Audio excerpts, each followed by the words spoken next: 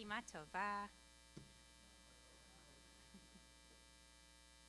On Yom Kippur, we emulate the angels and rehearse our deaths.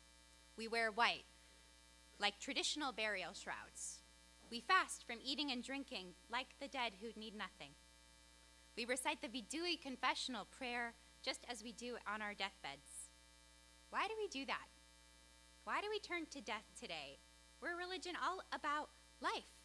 Uvacharta b'chaim, we're told in the book of Deuteronomy. Hachaim ve'amavet natati lefanecha habracha ve'aklala. When blessing and curse, life and death are set before you, uvacharta b'chaim, choose life. I love this about Judaism.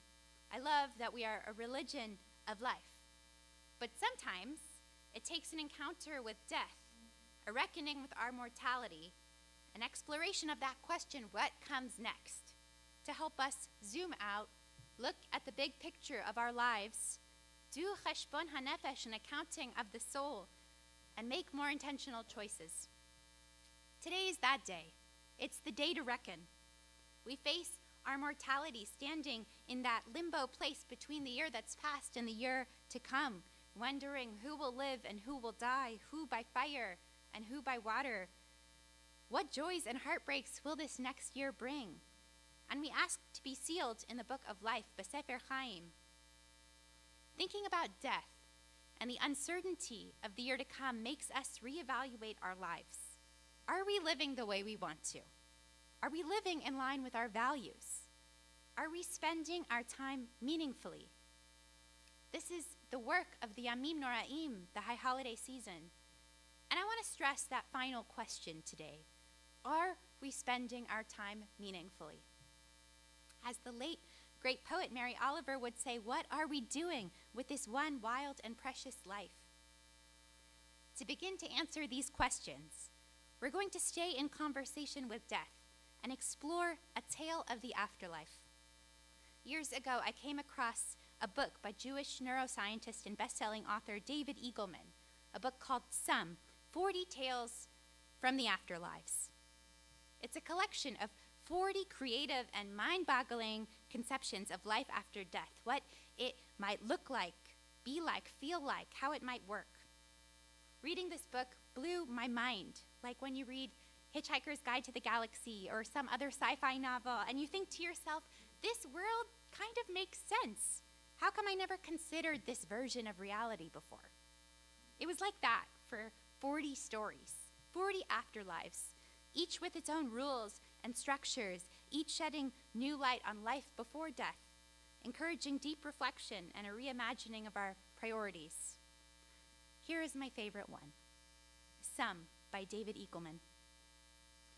In the afterlife, you relive all your experiences, but this time with the events reshuffled into a new order. All the moments that share a quality are grouped together. You sleep for 30 years without opening your eyes. You take all your pain at once, all 27 intense hours of it. Bones break, cars crash, skin is cut, babies are born. Once you make it through, it's agony-free for the rest of your afterlife. But that doesn't mean it's always pleasant. You spend 6 days clipping your nails, 15 months looking for lost items, which is actually a mitzvah in the Jewish tradition called Hashabat Avidah, so keep doing that. 18 months waiting in line, 2 years of boredom, staring out a bus window, sitting in an airport terminal, 1 year reading books. Your eyes hurt and you itch because you can't take a shower until it's time to take your marathon 200-day shower. 2 weeks wondering what happens when you die. 1 minute realizing your body is falling. 77 hours of confusion. 1 hour realizing you've forgotten someone's name. 3 weeks realizing you are wrong. 2 days lying. 6 weeks waiting for a green light. 7 hours vomiting. 14 minutes experiencing pure joy. That's all. 14 minutes of uncomplicated, pure joy. And in our tradition, Rabbi Nachman says, mitzvah gdola lihyot b'simcha tamid. It is a great mitzvah to always be joyful. So that's apparently great and unattainable. 3 months doing laundry. 15 hours writing your signature. 67 days of heartbreak. 3 days calculating restaurant tips. 51 days deciding what to wear, 9 days pretending you know what is being talked about, 18 days staring into the refrigerator, 34 days longing, 6 months watching commercials, 4 weeks sitting in thought, wondering if there is something better you could be doing with your time, 3 years swallowing food, 5 days working buttons and zippers, 4 minutes wondering what your life would be like if you reshuffled the order of events. In this part of the afterlife, you imagine something analogous to your earthly life, and the thought is blissful, a life where episodes are split into tiny, swallowable pieces, where moments do not endure, where one experiences the joy of jumping from one event to the next, like a child hopping from spot to spot on the burning sand. This story is a helpful and simultaneously horrifying way to consider what is in a life. To think that the majority of it will be spent sleeping, eating, and for us, staring at screens. Nielsen's total audience report showed that we spend between 7 to 11 hours every day looking at screens, which will add up to around 40 years in an average lifetime. 40 years. That's the majority of our lives. And only a teeny, tiny fraction is asking big questions, having deep conversations, spiritual experiences, falling in love, knowing pure joy. When we think of all of our actions in aggregate, we see how much is mundane, mindless, mechanical, how ordinary moments add up to shape our existence. And reflecting on the year that's passed and determining if we are spending our time well, it's useful to reconfigure our experiences this way, to clump them into categories, like Marie Kondo with her tidying up method. Marie is a Japanese organizing consultant, and her work helps us declutter our lives. I don't know if anyone here has used her methodology to try to get organized when you realize you've accumulated too much stuff. I have, albeit unsuccessfully, and I keep accumulating more and more. Most of the things I accumulate are baby accessories that I never really needed, but I bought regardless. What you do when using the KonMari method is that you put everything you have on the floor.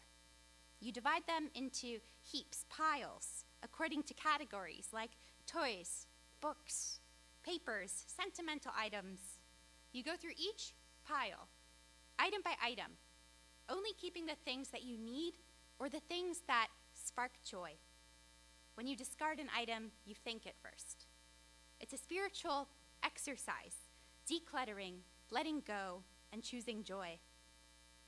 Marie works in the realm of stuff, and we're talking about time, but it's an easily translated concept. Each of us must go through the pile of eating and drinking, the pile of leisure, the pile of work, the pile of health and self-care, and we need to determine what is necessary and what sparks joy.